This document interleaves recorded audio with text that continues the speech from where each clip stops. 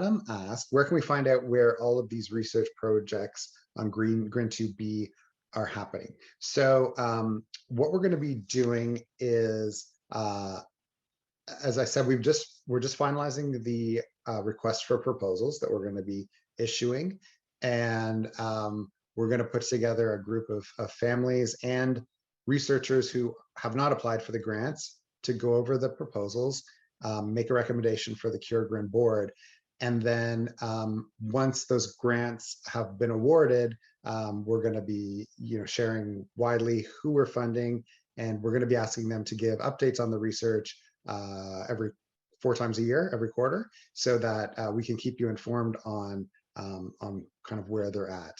So yeah, so that's the process. The one grant that we gave away to Dr. Trey Nellis did fund a bunch of functional analyses of GRIN2B patients as well as other patients. So yeah, so Adam said we'd like to be part of that. So he, so the what we've paid for, the functional analysis that we supported, have already been done. There is a new grant that's paying for more functional analyses from the Simons Foundation. And so the best way to get your gene, the functional analysis done on your gene, is to participate in the patient registry. So Dr. Benke's on the call, but that's the process. So when you sign up and complete your information for the patient registry, then your contact information or at least your gene information gets forwarded to Steve, and if they Steve Trey-Nellis, and if they haven't already done the functional analysis, they'll put it on the list. And yeah, Christina asks, can we use the chance to ask Jeff Swanson to talk us through his mouse model after he had to finish early yesterday? Yeah, so Dr. I'll leave that to you, Megan, to ask that to Dr. Swanson as part of the Q&A, but that would be great because that cut off early. And then Tatiana asks, how can I find Facebook page so people would like to donate? I would like to help. Oh, that's great, Tatiana. So so on your Facebook page, actually, maybe Lauren, do you want to explain that one? I know so Lauren put the link in there. So that's the link to our page, but is there something in there, right, that's easy to see in terms of how they, oh, she can't unmute. So I guess on our page, there's I don't know if I've done it this way or not, but there's a way to set up a personal fundraiser through our page. Is that right? Or Denise or anybody who knows? Yeah, there's a start a fundraiser button right on our Facebook page, but also you can do it directly from a post from your own page, and there's a button where you can ask for donations and choose CureGrin. But let me see if I can find that direct link. Okay. And insert it. Okay, so let's hand it over to Megan for the Ask Me Anything. This is always a popular session. So over to you, Megan. Thank you so much for joining our last session, and we're going to transition to the Ask Me Anything. So there's not a ton of questions that we have that were missed from previous sessions. So I'll ask Dr. Swanson if he would rather go now or if he would like to present later to finish his presentation from yesterday from the grief phenotype session. I can just describe it. I don't think I need to show the slides from yesterday. Okay. So sounds good. Yeah, I'll give the short synopsis. We made a mouse model of the most frequent GRIC2 genetic variants that appears in 7 of the individuals that I mentioned yesterday. And so when you make a mouse model, I think you have a couple of objectives. One of them is to determine if it in fact is a useful model. Does it reproduce some of the features that you see in the human disorder? So that's sort of the first thing you want to determine in your mouse models. Some mouse models work well in that sense, and some do not. That's the nature of making mice that are much less complex and don't have the same spectrum of behaviors as people do, of course. And then the second thing is that we really wanted to know was to what extent behaviors that are different in those mice, if there are indeed those behaviors, could be ascribed to kainate receptor signaling that is different from what you see in wild-type mice, or compensatory changes that result from having this different kainate receptor subunit during early development. So this has relevance in terms of how one might think about therapies, because you could perhaps, hopefully, target signaling that's different in a mature brain. It's much more challenging to target changes that are occurring early on, embryonically, or even before brain connections are made. So that was one of that's one of the first things we wanted to determine in this mouse model. So in answer to both those questions I just posed, in the first case, we were happy to learn that the mouse model does reproduce one of the shared phenotypes that the kids have, and that is they have motor disorders. So they range from ataxic gaits to moderate imbalance. So they all have this sort of what we would call a motor phenotype. And that's actually one of the most sort of easy to detect differences in mice. There are things like intellectual disability are more challenging because you have to design very sensitive tests to see what a mouse is thinking, or how it is, compare how it is thinking in different genotypes. But motor dysfunction is a little bit easier. There are many tests that one can use. And so we did that, and we found that there are gait and posture differences in the mouse model for kainate receptor, for the kainate receptor variant. And so that gives us a handle on how then to approach trying to understand what's different in the mice at the connection level, at the synaptic level, or at the operation of different brain regions that are responsible for motor behavior and phenotype and gait and posture. So that'll give us some insight, and at least it confirms that the mouse is potentially a useful model for the human disorder. Second question was, to what extent do we see alterations in mature kainate receptor signaling versus compensatory changes in brain development? And the answer there was that we see both. So we see altered kainate receptor signaling that's very consistent with what we characterized in reduced systems with the types of currents that I showed you yesterday. So currents that we can measure from kainate receptors are longer, they're slower, and that's exactly what we would expect to see based on our analyses. But we also see changes in other sorts of properties of neurons that are not due to aberrant kainate receptor signaling in a mature brain. And that means that for whatever reason that we don't understand, having this altered kainate receptor early on in development produces changes in neuronal function that are unrelated to what that kainate receptor is doing later after development. And so those, in the case of the mice that we're looking at, are altered excitability of neurons in a part of the brain that is responsible for, or at least participates in, learning and memory, called the hippocampus. So some of the neurons are more excitable. They have differences in underlying channels that control that excitability, and they operate differently within the network of neurons in a particular region of the hippocampus. So those are the 2 points I wanted to make yesterday, and I think as you all move forward and think about therapies, or perhaps even gene editing, those are important points, because it's the same sorts of changes may occur in your kids, and the grade 2 kids, and also in lots of other kids with GRIN or GRIA variants. And so one could imagine addressing the first one, the mature signaling, or the change in mature signaling, with drugs with, some sort of therapies, some of the NMDA receptor allosteric modulators, but it's actually quite difficult to get at or even understand what's happening so early on in development, because we simply don't know why these receptors, which in most cases are designed to signal between neurons in the mature brain, how development is different in the context of an altered receptor, whether it be NMDA, AMPA, or kainate receptors.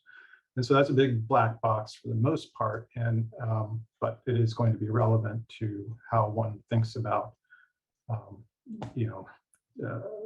therapies going forward, either genetic or pharmacological. So there's two main points I wanted to make that came out of our initial mouse work on the GRIC2 gene. Swanson. So we'll go ahead and jump into the list of questions that we have now.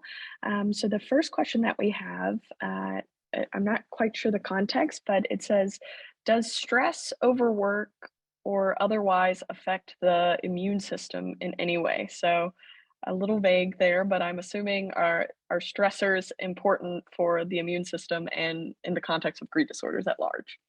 So whoever wants to take a stab at that, Dr. Ramsey, Dr. Benke, or Dr. Swanson. I think that this question was asked in the context of the gene therapy session, when we were talking about different ways to deliver, either to deliver genes that would use viruses, or methods that kind of use the body's blood cells, the stem cells. And then, you would reintroduce those blood cells back into the patient after they had been supplied with an extra copy of the functional gene. And so I think that the question was more about these techniques and how they might affect the immune system. And the answer that was given by Dr. Anderson, who's the expert in the autologous stem cell therapy, was that this is something that needs to be measured for each type of therapy, and that toxicity and safety is a really important thing that needs to be studied in animals first, and then of course in clinical trials. That's something that they would be looking for very carefully. But if that parent is still here and they wanted to elaborate, maybe we didn't answer it properly. So if they want to elaborate on that question, please feel free. Thank you. So one question, actually a couple just came in the chat. So the first one was for Dr. Swanson. How long does a mouse model typically run for? Depends on the mouse, the genetic mutation that you make to the mice. Some of them have quite serious effects on mice lifetimes and health and survival over the course of a normal mouse lifespan. And then some, like the ones we made, really don't seem to affect their growth or their weight or their longevity. It really just depends on the specific variant that you introduce. Thank you. We have another question in the chat. How can blood samples be preserved and shipped to be a part of the stem cell bank? So Dr. Ramsey, if you happen to know. This one I do not know. I wonder if, this sounds like something for Simon's Foundation.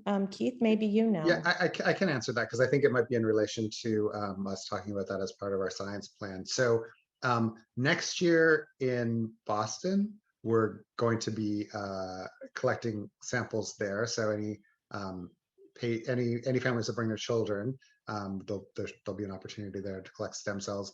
But we also can do this with you by mail. So they can send the samples to you, and I think if you need it, they can even send a phlebotomist to collect the blood. So yeah, it can all be done from your home in the meantime. So where we're at right now is as we finalize or kind of decide how to allocate funds in the research roadmap, we're going to identify how many models for each gene we want to collect blood for and do the iPSCs for. And there's different costs depending on whether we're storing them at Simon's or whether we're storing them through Combined Brain. So once we figure all that out, we'll probably put out a call sometime, I would guess, late summer. Keith, a question just came in the chat. Is this from Canada or the USA or elsewhere? Oh yeah, that's a good point. So for now, it's mostly just the USA. With if we're doing it through Combined Brain, I think they're opening it up to the UK. So there's other places coming online, but for now, through Simon's, I believe it's just in the US. Thanks, Keith. So our next question is also, I think, from the gene therapy talk. Is there an anticipated time frame where studies will be done for single gene mutations?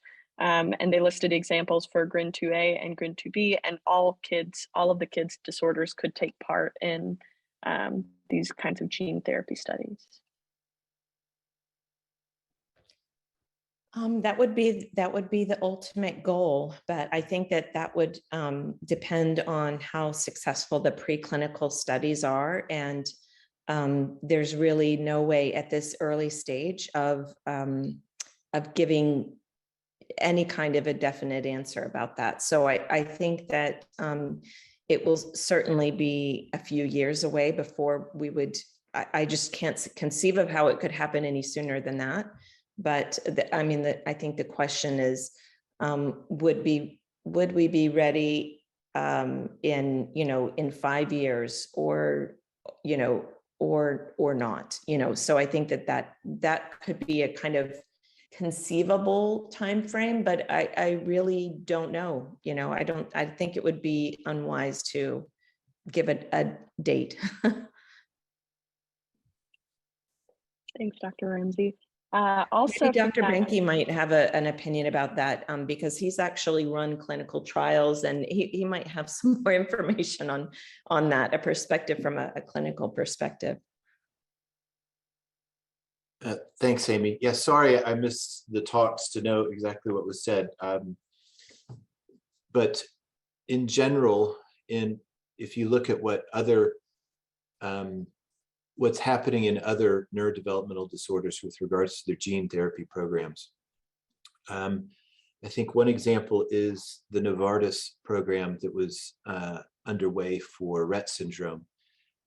They got to a certain point after probably about 5 years worth of study or more, but it also included non-human primates, but they decided that they didn't have enough data to suggest that they should go forward. And some of the issues with their trial, and there's a preprint in bioRxiv about that, their reasons for not going forward was that they didn't think that they could get enough delivery, and they had some safety concerns. And I think that's the second is probably the one that we need to think most about, is the safety concerns. Now, there are other players within the Rett field, and if you just Google, you can find out who's interested based on their company websites, but there's several that are interested in that. There is one company that is trying to move forward with a trial in Rett syndrome later this year. But again, this has taken them, as Dr. Ramsey was saying, at least 5 years to get to this point. And there's still significant questions about safety that need to be addressed.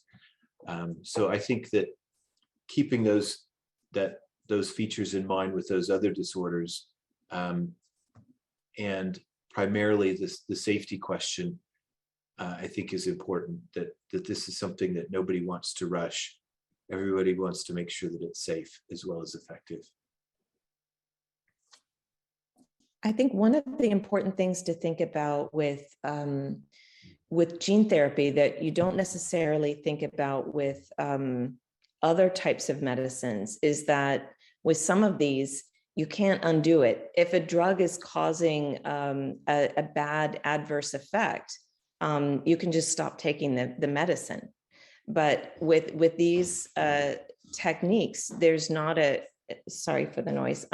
With these techniques, once you've delivered it, it's there and you can't undo it. So you really need to be very careful in a way that is even, there should be an even higher bar than if you were doing a clinical trial for a kind of typical drug that you'd take as a pill,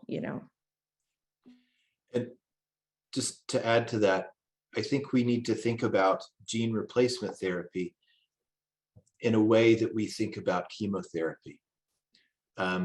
Because what you have to do in older patients, that is not babies, is you really have to shut down the immune system in order for your viral vector, which is carrying your gene therapy, to sneak past your immune system. And so it's very significant, the sort of immune suppression that has to take place over several months. And so I think everybody to keep that notion in mind, that this is going to be like a form of chemotherapy in gene replacement therapy. Thank you. Let's see. So our next question is, how likely is it that a single gene therapy would be available to treat all the different types of GRI disorders? I think very unlikely. I think that I would be surprised if something, unless we find some place where all of these different glutamate receptors all converge and have a similar gene, that if we modified this gene in some way, it would fix everything for all of them. So it's not, I guess it's not impossible, but it's unlikely. So that's my idea. But I know that for for Fragile X, it's too different. The gene is, I think, too big to do a gene replacement therapy. So they're now looking at kind of downstream places where they could manipulate a target that would help with that therapy. So maybe there's something similar for the glutamate receptors, but it would take a lot of basic neuroscience research to identify that target. I don't know of one off the top of my head at this point. Oh, I misspoke. Can I just jump in on that, Megan? Yeah, sure. I think the person also clarified that they were asking about treating variants of a single GRI disorder. So, for example, GRIN2B, not all GRI disorders at large. Yeah, I think if you just take a slightly more general approach to it, there might be the development of an approach, a technical approach that could be applied to different variants across all the glutamate receptor genes. But because the individual variants are spread across very large parts of the genomes or the chromosomes, it actually probably won't be possible, as Dr. Ramsey said. But the general approach might be applicable to many different types of variants across different genes. Yeah, I mean, I think another thing that could be useful across many genes is they are working on treatments that would be specific for the nonsense variant. So this is when the spelling change that is made causes the protein to be truncated. And there are therapies that they're working on that would try to allow the protein to continue to be formed and essentially to enable that nonsense mutation to be, silenced. And there was a drug that was developed. It didn't work. Now they are working on refining that. So they're looking at a specific base pair change. So without getting too technical, there is a company that their approach is to try and work on drugs for each type of nonsense variant. And so that could work no matter whether it was in the GRIN2B, the GRIN1, or the GRIC2, or the GRIA1 or 2. So that's another one that is possible. That at the Simons Foundation meeting, they were discussing that as well. So we didn't even talk about all of the different therapies that are out there, but yeah. There was a person in the chat that asked which specific company that was. I'll have to look at my notes. I'll go find my notes and I'll be right back with that. Sounds good. We have a question where someone noted that a researcher told them that their daughter and husband who have the same mutation in GRIA2, the daughter is more affected. They were told about a way to compare the RNA between the husband and the daughter, and the person wants to know what would they need to do in order to find out about that and try to do that.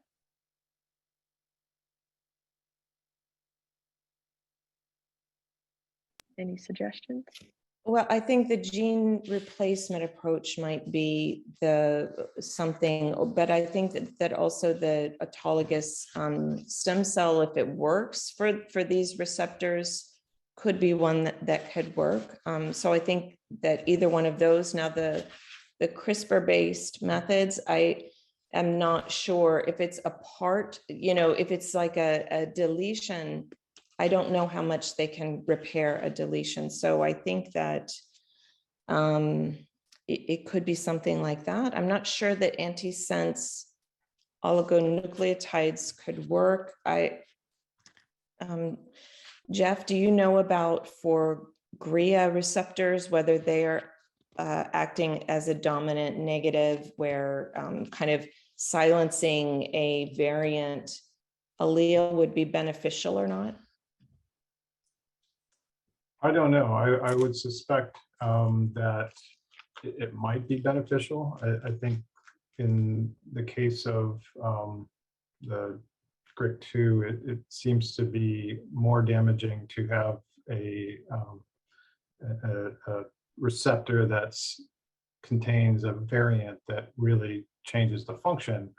That's more damaging than actually just missing one of the alleles and just making the unmodified glucate2 protein. But I don't know exactly the answer to your question. Thank you. The person noted that it's an issue with splicing for the variant that the husband and child has in GRIA2. Next question, are there any known triggers for neurostorms? I'll direct this to Dr. Benke. No, that's why we need you to fill out the registry so we can try to figure that out. Sorry, I didn't plant that question. But no, it's not clear. I think every family is might say something different, but I think that this is something we want to explore more. Great. So we have another question. Can I just add that in his talk yesterday, or maybe it was actually the longer talk that he gave a couple months ago, but Dr. Keith Kaufman, who's trying to establish the genetic basis of paroxysmal sympathetic hyperactivity, which is what we think these neurostorms are. He identified in that talk several of the potential triggers. So it's often like loud noises, temperature dysregulation, smells can be something to look for. So go back and look at that talk, and you can see what he's seen in patients with this disorder from other rare diseases. Thank you.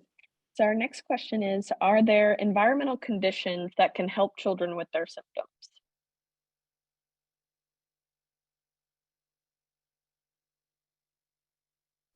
Any thoughts? I'm not sure what the question is, but I think that, one of the answers to that is you want an educational environment that recognizes strengths and is supportive in that regard, and also therapies that target strengths as well. So I don't know, maybe the person who asked the question could add any more specifics about that. Thanks, Dr. Benke. In the meantime, we will move on to our next question, which Megan, is, can I jump in again? I'm Sure. not sure that we answered Kat Ryer's question effectively or directly. And so she had mentioned that her husband and her daughter have the same mutation in GRIA2, but that the symptoms in her daughter are much more severe than her husband. And she was wondering if there was a way to compare RNAs from her husband and her daughter. And I assume there are, and I will leave it to one of my colleagues to say that, but I do want to point out that there are many other potential reasons for there being differences in severity, and that includes other gene modifiers. So the other genes in these two people are not exactly the same. They can have differences, and so some of the protein products of those different genetic or that variation in their genetics could have some influence on the way AMPA receptors work that could then produce the differences in severity. So I think, I think it's probably complex in terms of there are also hormones, that's the words I was looking for. There are differences in hormonal levels, and how they influence AMPA receptor function is a topic of a lot of research. So I think it would probably be useful to compare RNAs, but just keep in mind that there are probably other factors that are influencing the severity of their symptoms. I think that's an important question as to how would you go about studying this? And I think that this is one of those instances where it is useful to actually have stem cells from the affected individuals, because that's how you need to study how native splicing is happening in, say, with one person's DNA and RNA versus another, because you can't take the RNA as it is, because you don't know what's happening within the cell during that process of splicing.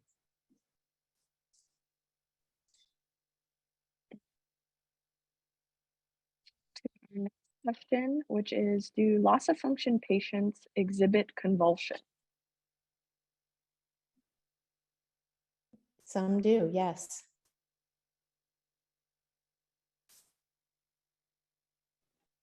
Thank you. We have another question on, would it be possible to apply gene therapies early in development to prevent neurodevelopmental aspects of the disease? This is a very important question, and one that every researcher will test when they work on their animal models. I think that is a very important question for neurodevelopmental disorders, about when is the best time to give a therapy. So it's very likely that early is better, but it would require doing the experiments to be certain of that. The other thing that's needed is you would need for this to be something on the newborn screen, which is something that happens for babies usually at birth, and then it's repeated at 2 weeks. And in order for certain diseases to get onto a newborn screen, there's a lot of hurdles that have to be jumped over. And in the United States, what's on your newborn screen varies from one state to the next. And it's really haphazard and depends on state funding for that.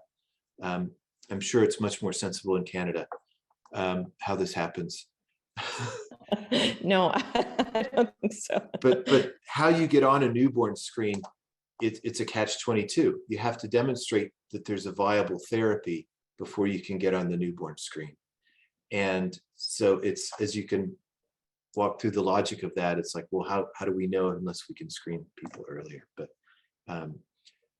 it's something that, only after there was a therapy for spinal muscular atrophy does that now start to show up on newborn screens. And it's on the newborn screen here in Colorado, but it's not necessarily on the newborn screens in the rest of the country. Tim, do you envision a point at which whole exome sequencing will be routine for newborns at some point in the future, just to try and pick up potentially damaging variants? I think so. I think, and that's a very futuristic view, where we not only know that if you have a certain change, it will definitively mean that you have disease. And for where we are with our current genetic understanding is we don't always know necessarily that if you have a change in a grin, for example, is that going to cause disease, and how serious that disease is. And so I think that it will happen in the future, but it's not just that we could apply it tomorrow. There's still a lot more learning with regards to all of the variants that we need to know in order to get there. And that includes the registry. Thank you. Next question is,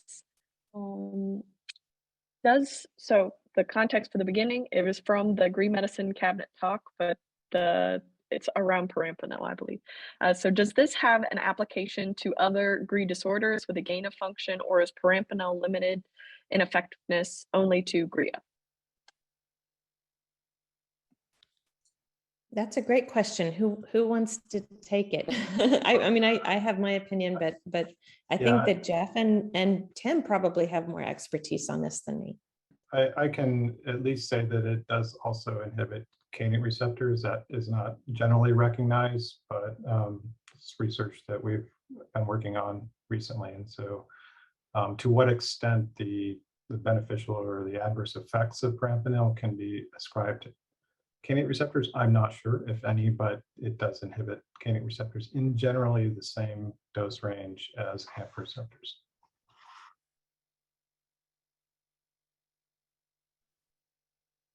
I would say that even, even for the GRIN disorders, it could be interesting to test because one of the things that we see with our loss of function knockdown animal, which would be similar to like a haploinsufficiency situation, we see that the AMPA receptors are actually upregulated, and that could contribute to their seizures. So it is possible, but untested, that it could even have a benefit there. But I would say that it would be better to test it in animals first before.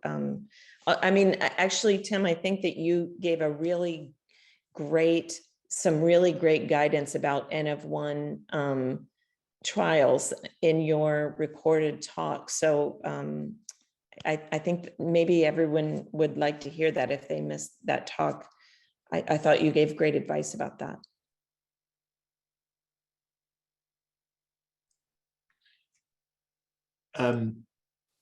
So tell me what the question is in that regard. Otherwise, I might go too far off track. But I would say that there is now some data that suggests, and I see that there's a question in the chat as well about L-serine for loss of function changes.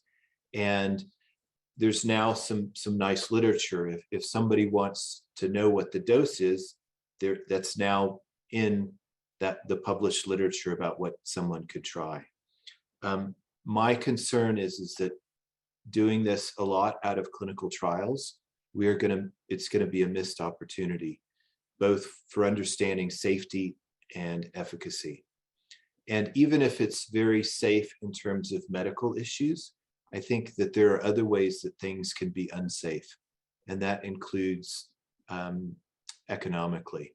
If I prescribe a course of treatment for you, and it costs you a lot, but you don't get any benefit out of it, in my opinion, I've still caused you harm. And so we need to know really whether or not things are effective.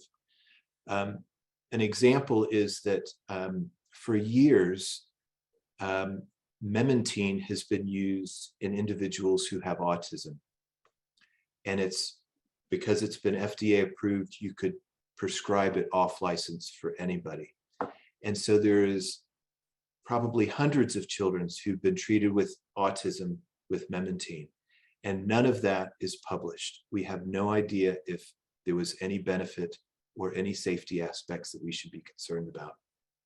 So it's a drug that has been talked about with this group. I know over the last 2 days, used in a much broader population, and it's just all that information is gone because it wasn't done in a structured way. So my opinion still is if there is nothing else and the situation is otherwise hopeless in terms of you're in an ICU setting and nothing else is working, then I think that it's reasonable to try whatever, because what else can you do? So that's my general advice and approach on that. And again, it's just my opinion. Thank you. Next question is, could deletions or partial deletions be helped with gene therapies? I think, yes, in theory, they could.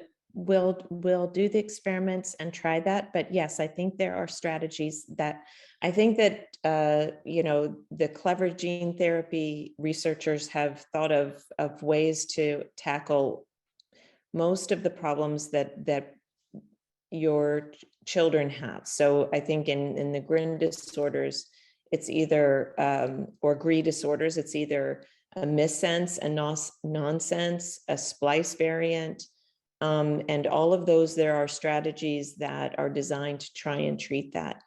Larger deletions, you would probably want to do a gene replacement therapy. And there are a couple of different ways to try and deliver that replacement gene. So I think that, yes, in theory, all of those could be treated. But again, until we do the experiments, it's not clear whether we have the technology to do it right now.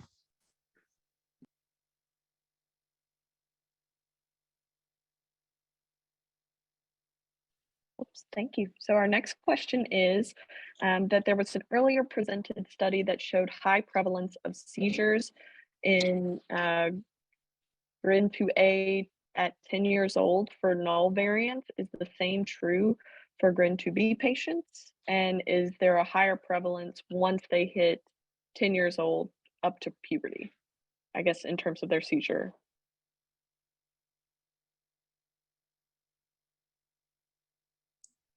We're still working on that. That's going to be an intense subject of our analyses with what we have in the registry. And as we combine what we have with what Dr. Lemke has to answer those questions specifically, because at the moment it's not very well teased out, gain versus loss, and we would like to have some better numbers with that. I think that we're getting close with GRIN 2B, but the other ones, at least in terms of our registry, we still need a lot more GRIN 2As to get enrolled in the registry and have their functional data to answer that question better. Same with GRIN 1s. Thank you. Another person asked, how likely are we ever going to afford gene therapy if it was available?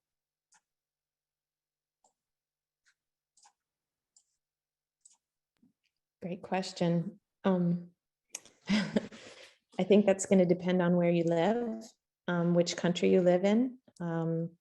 So, Tim, I think maybe I feel like this, you've articulated this much better than me, so I'm going to not talk. So that's a great question. Onasamnogene aboparvovec, which rolls off the tongue, is the gene therapy for spinal muscular atrophy. And in the United States, the cost is $2.1 million. It's a one-time therapy. It's for babies who have spinal muscular atrophy. They're treated in the first 6 months of life. And it is miraculous, whereas these babies might have passed by the time they're 2.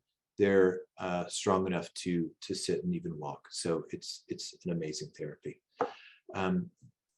The cost of gene therapy is not going to go down. We can't expect that future companies are going to somehow do this more cheaply or charge less for these therapies. The projections is that in 10 years' time, that this could make up a third of the medical costs of part of the Medicaid drug budget in the United States, and yet they would be treating less than 0.5% of people, which is clearly not a sustainable track that we can go on. It's my opinion that's what needed is a different solution that still perhaps works with pharmaceutical industries, but considers that there must be a better way of doing this. Perhaps it's an academic solution. This is what they're considering in Australia, where they will make these on an academic basis and not go through pharma.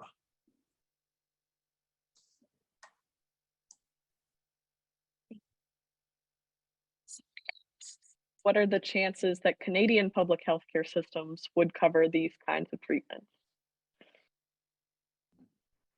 I think that they probably will until it breaks their budget. So I think that's, I think that right now they would, but if Dr. Benke's right, then there's going to have to be a reckoning at some point.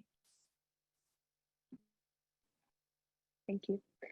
And I'll just add that even the SMA drugs, like people are, depending on the province people live in Canada, people are really having to fight to get those. And the one good thing that they built in with that price tag Tim mentioned is that there is a money back guarantee. So if the drug doesn't work, then the insurance company or whoever's paying gets the money back. But it's working for most people, so that's good news.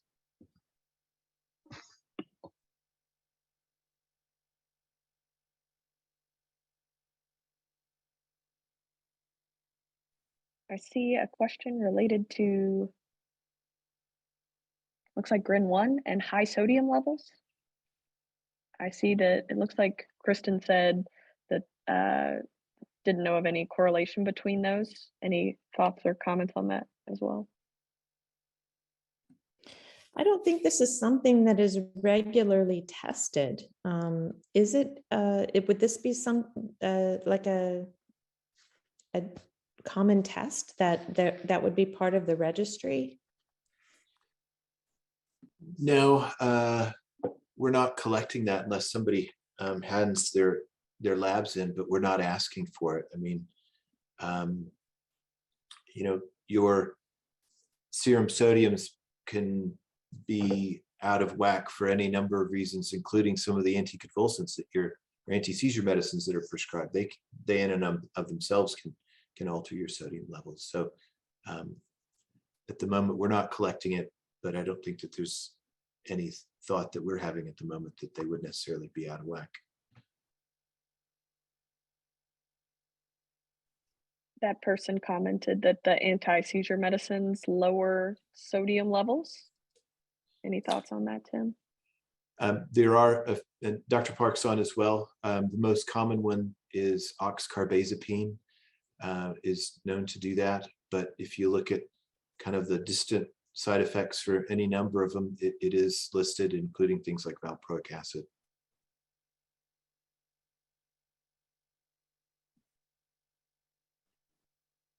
Thank you. Okay, I'm just scanning through the questions from yesterday. I think we've pretty much hit all of them. There were a couple of very specific questions related to neurostorms. Tim, I can field them to you if you'd like, or if you would rather us defer those to Dr. Kaufman. Dr. Kaufman might be the man for that one. Okay, sounds good. All right, well, I think that is wrapping up what we have so far. If anybody wants, we'll wait a couple seconds. If anybody wants to throw anything into the chat really quick, and then also the lounge option on Excel events is always open. So you can hop over there and continue the conversation. Oh, looks like we do have one more question. Dr. Benke, could you expand on your discussion of sleep medications for extending sleep?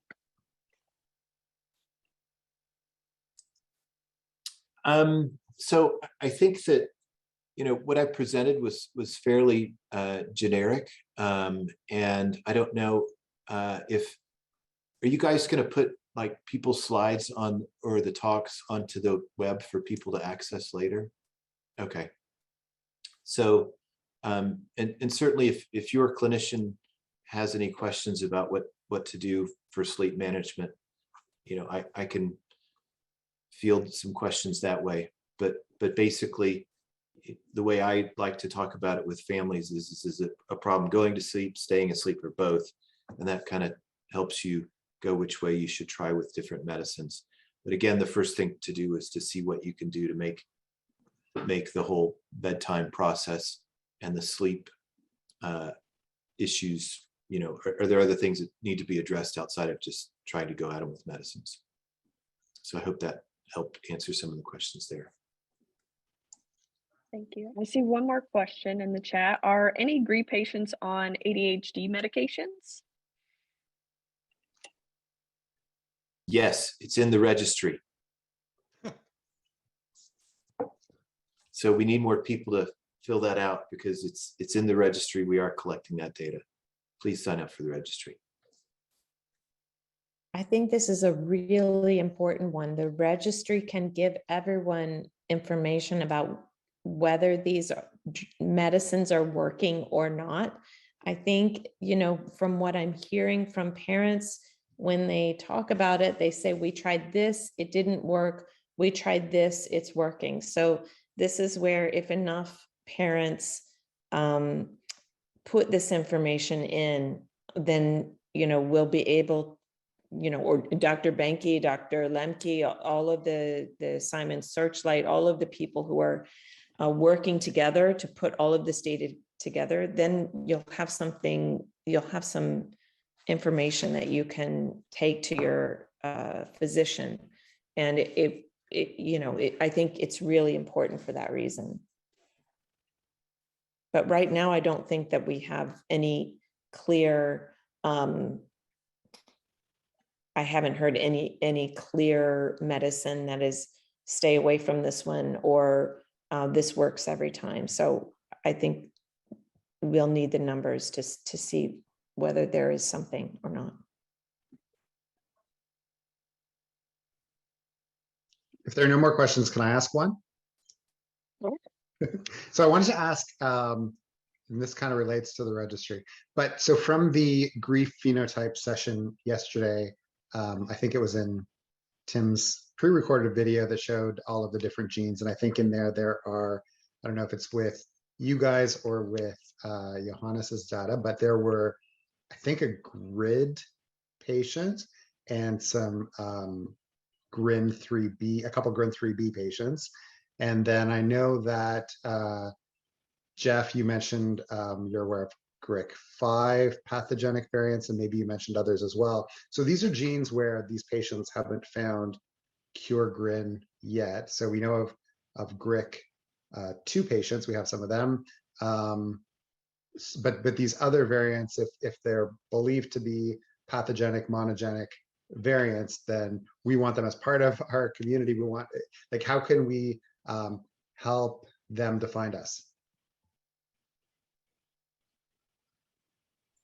Yeah, I can do my best. I think the challenge is if we, through some matching program, like Gene Matcher is a typical way that we find out about new variants. We try to reach out, or I try to reach out to anyone who has a GRIC variant that's registered on Gene Matcher. The response rate is somewhere between 30 and 50%, at least in the population of geneticists that and patients and clinicians that I've reached out to. And so that's challenging. I think some of the geneticists are busy. They're just not really particularly interested in taking the next step. And so that's a challenge. Of course, there are families out there who are very interested in being part of the community, and those are the ones that should try and reach out to and connect with CureGRI.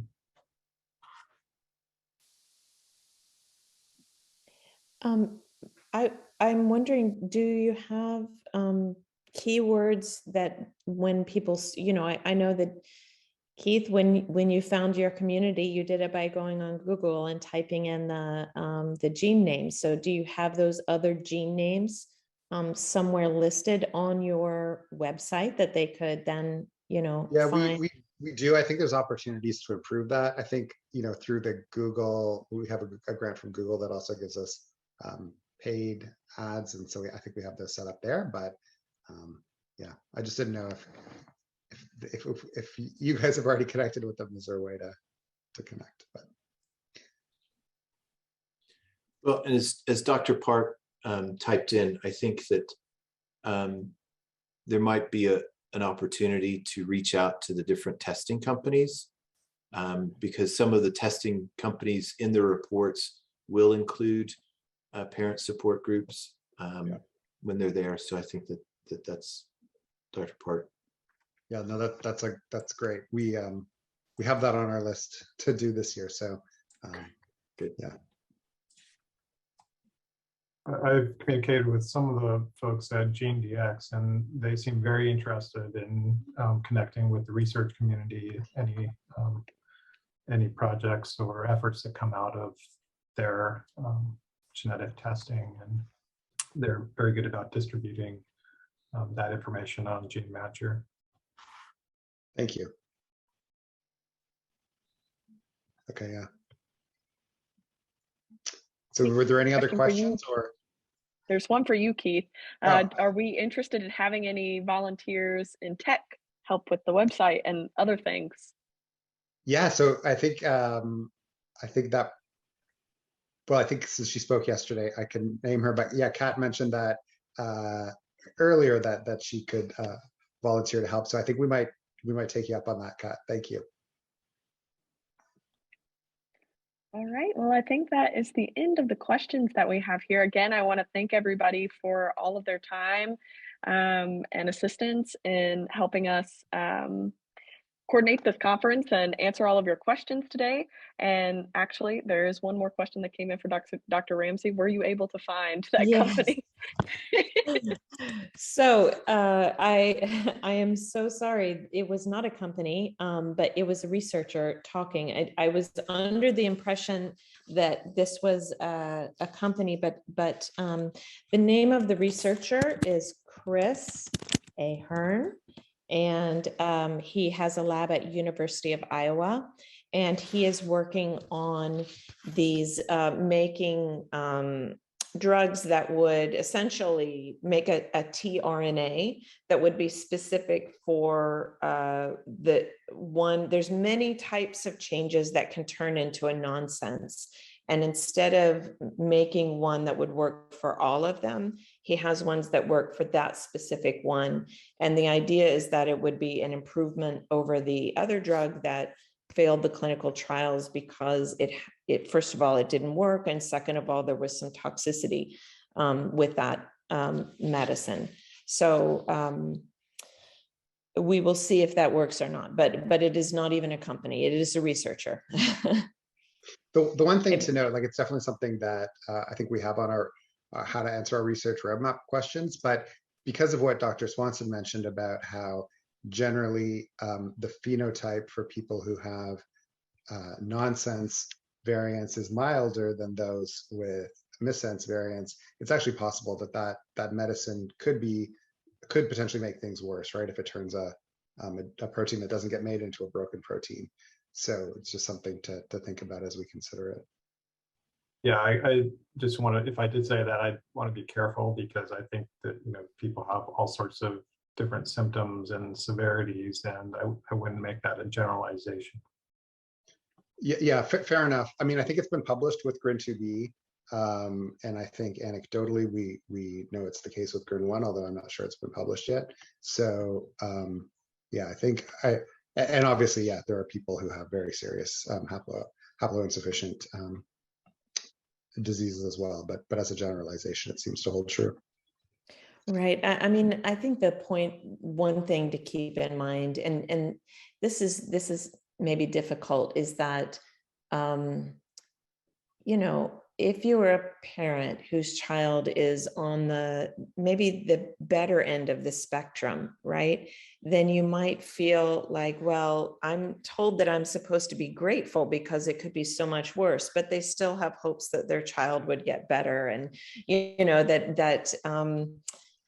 it's it's something to keep in mind that obviously they got a diagnosis, so they knew that something was not quite right. And but in terms of I think what you said is correct scientifically, that it does seem that haploinsufficiency is a milder presentation than the missense or splice variants. But yeah, it's a diverse community here. So Absolutely. Yeah. Well, thank you again for your time. We're very grateful to have Dr. Ramsey, Dr. Benke, and Dr. Swanson today to answer all of your questions. And it's been a wonderful conference. We've learned so much and covered a lot of different topics that everybody was interested in. So thank you again. And I'll pass it over to Keith to close us out. I'm trying to open my slide deck to get the sponsor slide up again, but it's not opening. So, oh no. So just let me mention again and just thank Grin Therapeutics, Sage Therapeutics, Variant, and Simon's Foundation through their brands Autism BrainNet and Simon's Searchlight for sponsoring the conference. We're really grateful to you and so grateful for all of the presenters and Dr. Park. And yeah, no, this has been a great 2 days, and it wouldn't have happened without so many researchers and family members and doctors giving up their time to do this. So thanks very much. And next year we will see everyone in Boston. So if you're not exhausted, there is still there's a networking lounge that is open, and hope to see you there. Dr. Benke, did you have something to say? No, I was just looking for like the thumbs up emoji, and I hit the raise hand one. Sorry. Yeah, I think it's not available in presentation mode, but okay, thanks everyone. bye. Bye.